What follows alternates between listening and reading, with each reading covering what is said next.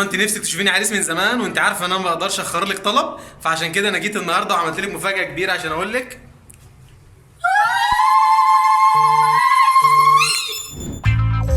إما أن يكون هكذا الرجال أو فلا، 4 في ليلة واحدة، وأنا لا أجرؤ على مشاهدة مسلسل الحاج متولي أمام زوجتي حتى لا تفسد أخلاقي كثرة الزوجات.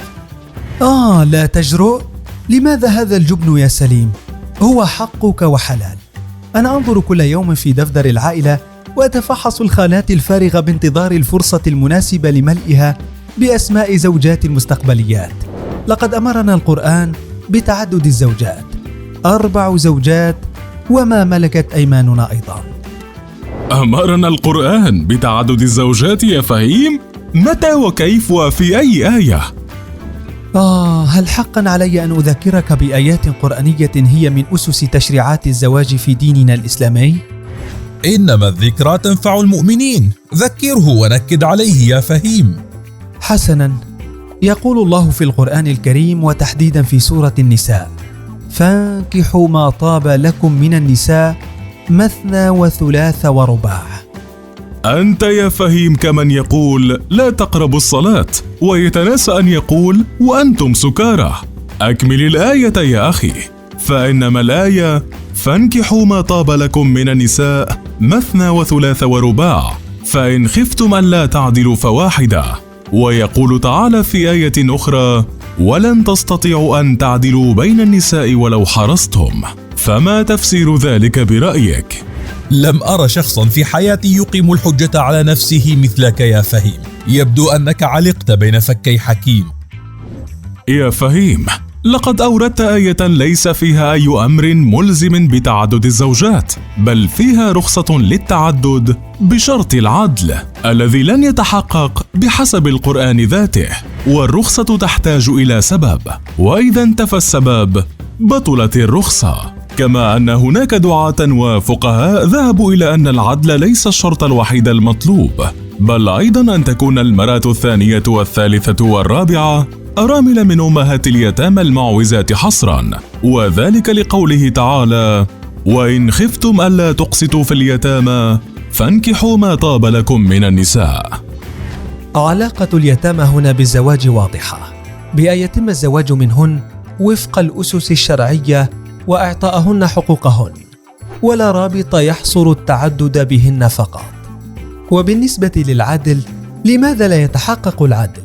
إن كنت أنا مثلا قادرا ماليا وجسديا ونفسيا، فما المشكلة أن أعدل بينهن؟ لا عدل على الأرض كلها حتى يكون هناك عدل بين النساء. مسألة تعدد الزوجات تشهد ظلما للمرأة وللأولاد في كثير من الأحيان، وهي من الأمور التي شهدت تشويها للفهم الصحيح للقرآن والسنة النبوية. وذلك ليس رأيي فقط، بل رأي شيخ الأزهر أحمد الطيب أيضا. فمن يقولون إن الأصل في الزواج هو التعدد مخطئون، فإن الأصل في القرآن هو فإن خفتم ألا تعدلوا فواحدة. طيب، إذا كنتم مصرون على أن الشرط هو العدل، فكيف سأعرف قدرتي على العدل إن لم أجرب؟ يعني نفهم من كلامك يا فهيم أنك تريد أن تجرب بامرأة قدرتك على العدل، وإن لم تفلح تطلق إحدى الزوجات وتبقي على من يحب قلبك أكثر. نعم، الطلاق أيضا حلال. لا تحاولوا أن تقنعوني أن زواجنا بالإسلام كاثوليكي ملزم مدى الحياة. حسنا، سأترك شيخ الأزهر يرد عليك. شاهد واستمع إلى ما قاله. فإذا لم يوجد العدل يحرم التعدد. وكمان هذه الأمور ليست متروكة للتجربة، تدخل وتتزوج بثانية ثم يتبين بعد ذلك إذا عدلت فيحرم وتطلق، أو لم تعدل تستمر. لا، الخوف من عدم العدل اللي هو الظلم يعني هنا أو الضرب يحرم عليك هذا التعدد. وأنا سأضيف أيضا أن العدل يتعدى المفهوم الجسدي إلى المفهوم النفسي. فمثلا لن تستطيع أن تحب الاثنتين بالقدر نفسه مهما فعلت، فهي طبيعة البشر. فكيف الحال إن تزوجت 4؟ لا، هنا أنا أخالفك الرأي تماما يا حكيم. أعتقد أن فهيم قادر على حب كل نساء الأرض بالقدر نفسه. قلبه كبير ويتسع لمليارات النساء، أنا أعرفه جيدا.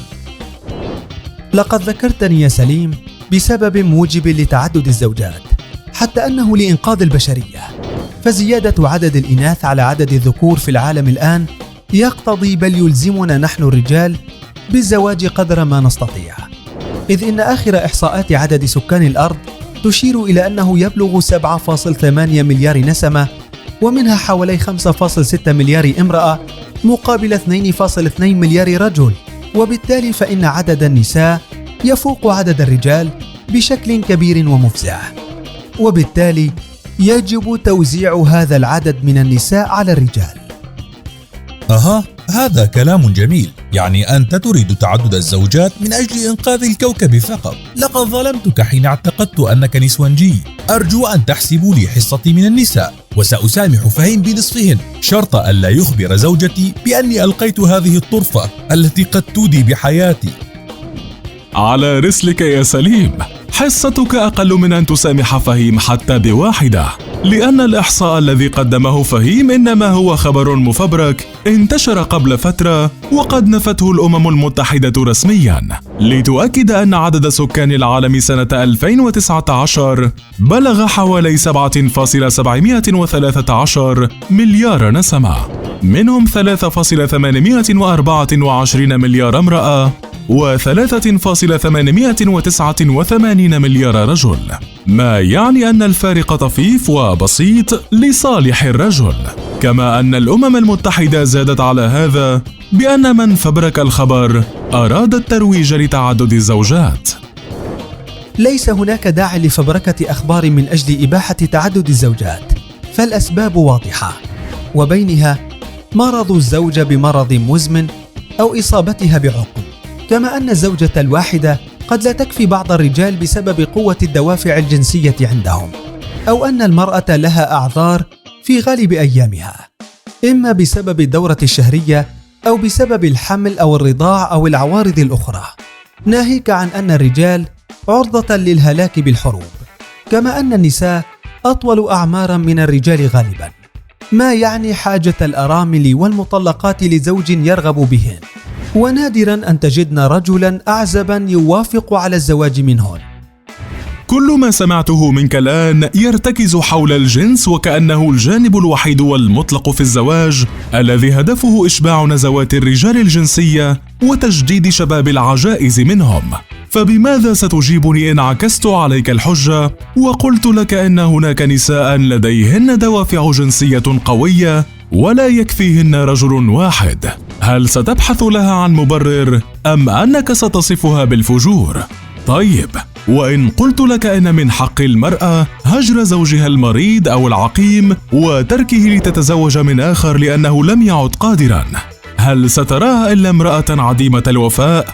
أما بالنسبة للحروب فيؤسفني أن أقول لك إن معظم ضحاياها اليوم من النساء والأطفال، ولم يعد الهلاك فيها حكرا على الرجال كما كان الحال قبل 1000 عام. لا أبدا، أنت تظلمني يا حكيم، فليس هناك أي تعارض بين تعدد الزوجات والحرص على التواد والتراحم والاحترام والعلاقات الأسرية الصحية لتربية نشء معافى صحيا وجسديا. لو لم يكن هناك تعارض لما منعت بلاد كثيرة التعدد تماما، حرصا على سلامة الأسرة وتمسكا بفضيلة الوفاء المتبادل بين الزوجين وتلافيا للانفجار السكاني. فما بالنا نحن لا ننظر إلى بلادنا المتفجرة بالبشر الذين يعيشون تحت خط الفقر؟ فهيم، من سوء حظك أنك من مواليد هذه الألفية، فلو أنك ولدت قبل الحرب العالمية الثانية لكنت شهدت مطالبات المرأة الألمانية عقب الحرب بتعدد الزوجات لمواجهة مشكلة كثرة النساء هناك، فلو كنت هناك حينها سأتخيلك خارجا إليهن على المنبر لتقول لهن لقد هيت لكن. والله لا أصدق أنكم تريدون تحريم ما حلله الله، حتى الصحابة عددوا بالزوجات ولنا بهم أسوة حسنة.